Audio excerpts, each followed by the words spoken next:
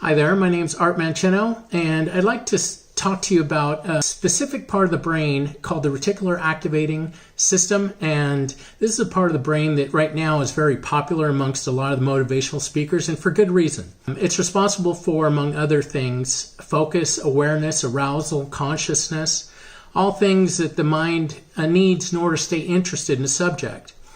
And it's also responsible for filtering out data. So if it didn't filter out data, we'd be taking in or be super saturated with too much information. So this part of the brain creates a hierarchy as to what's important. And like, for example, if right now a tiger were to show up, instead of recording this video, I'd focus on the tiger because that's important for me in my survival. So this part of the brain is responsible for that. It's also responsible for pattern recognition. So if you think about, let's say you get a red car and you didn't really notice red cars that much on the road before. Now you're going to start actually thinking about red cars, so you see them more, you pick them up more. Same thing, if you lose your keys, you're looking for keys, your mind starts to hone in specifically on keys. So it's very important. It's also part of the sleep-wake cycle. And like I said, a lot of other important functions. But I'm going to share with you an insight that is going to go above and beyond what is put out there right now. So you're going to hear it from me first, and that is that the reticular activating system is not only responsible for the focus, arousal, awareness, consciousness, as well as filtering out data or pattern recognition. All of those things are sort of brain functions or mind functions. What's interesting is there's a motor or muscle component to this part of the brain as well, and it's very important. It has to do with our posture. So I found it when I first learned about this very interesting, and I've known about it for a long time. Now we have a lot more science behind understanding how this works, and we can use what I'm about to tell you in order to help your mind become more focused and aware, and it also helps with learning. So if you want to take it to the next level, this is a way I suggest. It's what works for me. And so essentially, these posture muscles are anti-gravity muscles. So like, let's say when you're exercising, let's say you're running, you're constantly having to balance yourself. And while you don't think about it, even the way you may be sitting or standing while you're listening to this, you automatically do the postural adjustments so that you feel the most comfortable. And so it's really a process that you don't even have to think about. That's how hardwired this process is within you. And it's very important that if you want to be focused, that you do things that would trigger those postural muscles.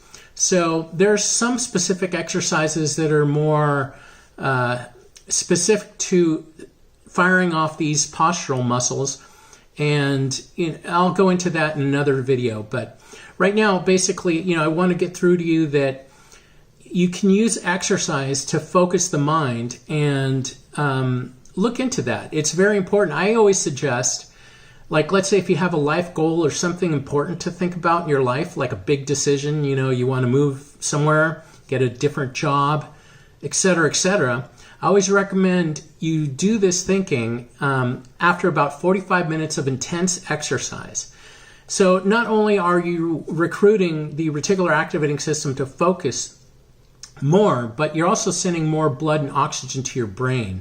And there's some more knowledge that's involved that is a little different, but I'm going to throw this in there anyway.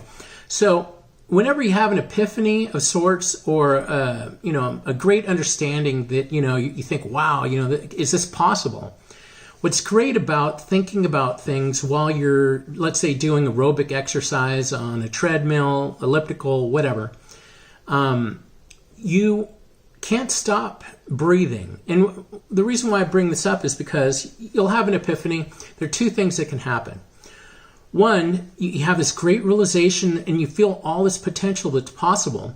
But if you hold your breath, thinking, it's like, is this going to go somewhere? You're that excited.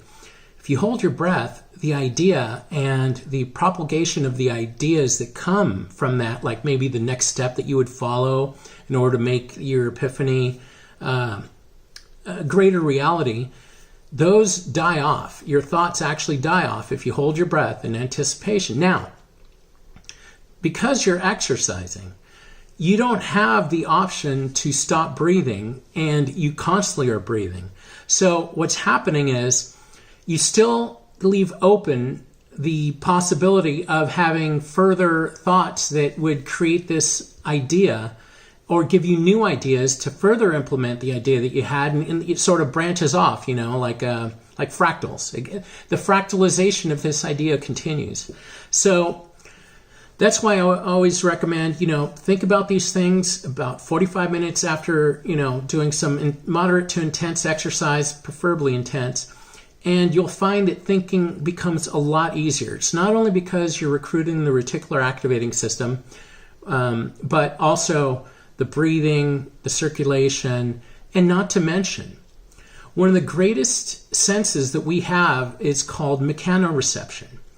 And what mechanoreception is, it tells you your position in time-space via your muscles being activated, which send real electricity to your brain, okay? So it's a way for you to amp up your brain. It's like, the way I like to describe it is, normally our brains function like lamps, where they illuminate a general area. And after exercise, you create this focus that makes the brain act more like a laser. So you're able to really pinpoint on what it is that you want to think about, and you stay focused, which for me, that's very important. I like to go from one idea to another, bounce all over the place. So, with goal setting, with trying to stick to an idea, I highly recommend, same thing goes with studying. If you're going to learn something new, do it after you do some exercise, some aerobics.